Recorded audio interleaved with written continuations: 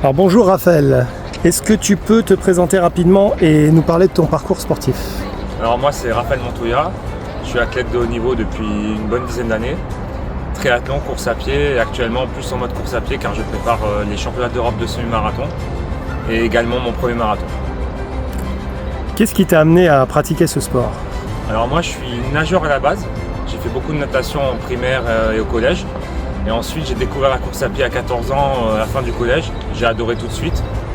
Et mon père tenait un magasin et tient toujours un magasin de vélo, donc je suis tombé un peu naturellement dans le triple effort. Quelles sont les principales exigences physiques et mentales de ta discipline? Alors le triathlon c'est super difficile parce qu'il y a 3 sports à travailler. On ne peut pas se permettre d'avoir de points faibles. Il faut être à la fois puissant, fort pour nager vite, pour écraser les pédales à vélo. Mais il faut rester léger pour courir rapidement. Donc c'est un équilibre à trouver, une bonne balance et un rapport poids-puissance. À quoi ressemble une de tes semaines type d'entraînement? Alors en ce moment ma semaine type d'entraînement, comme je suis en prépa course à pied surtout, c'est 8 à 9 séances de course à pied pour 130-140 km par semaine.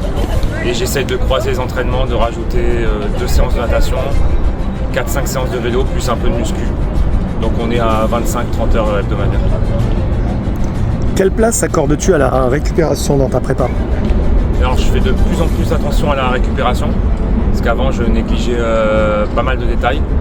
Donc plus j'avance, plus je me rends compte que c'est important, parce qu'il ne faut pas oublier que nous, sportifs de haut niveau, notre corps c'est notre outil de travail. Donc je fais vachement gaffe aujourd'hui.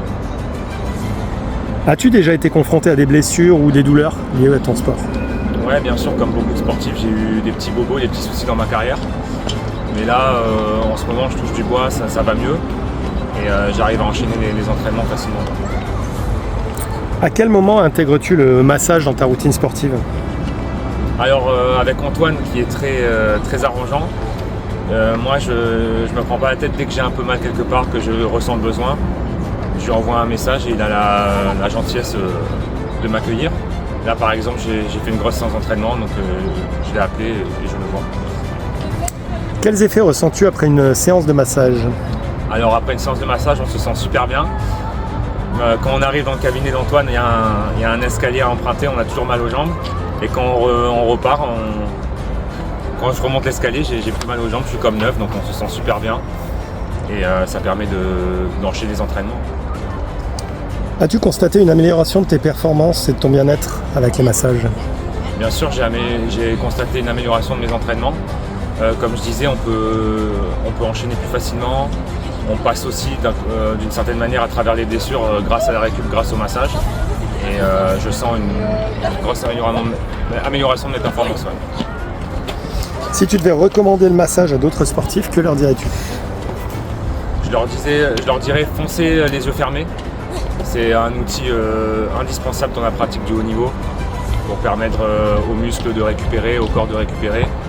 Et ça sert aussi à progresser tout simplement. Quel est le meilleur conseil qu'on t'ait donné en termes de récupération et de préparation? Le meilleur conseil, je dirais que c'est mon ostéo qui me l'a donné il y a quelques années. Je lui ai dit que je m'entraînais moins de 15 heures par semaine actuellement et que je me faisais pas masser. Et il m'a répondu, Raph, c'est pas parce que tu t'entraînes un peu moins qu'il faut pas faire de la récup. La récup, elle est importante. À n'importe quelle période de l'année, à n'importe quelle intensité, il faut prendre soin de son corps en tant que sportif de haut niveau. Y a-t-il une anecdote ou un moment marquant lié à la récupération ou au massage que tu aimerais partager?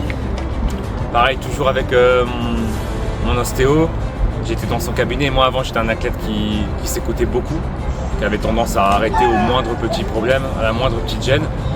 Et un jour il m'a dit Raph, tant que tu trébuches pas pendant que tu cours, tu m'appelles pas, ça veut dire que tout va bien. Et du coup je l'appelais plus et j'ai fini par lui manquer. Non mais tout ça pour dire qu'il faut s'écouter. C'est important d'écouter son corps, mais il ne faut pas trop s'écouter non plus, sinon on ne fait plus rien. Quels autres conseils donnerais-tu aux sportifs pour mieux récupérer et prévenir leurs blessures? Bon, si je devais donner un seul conseil, c'est surtout s'écouter.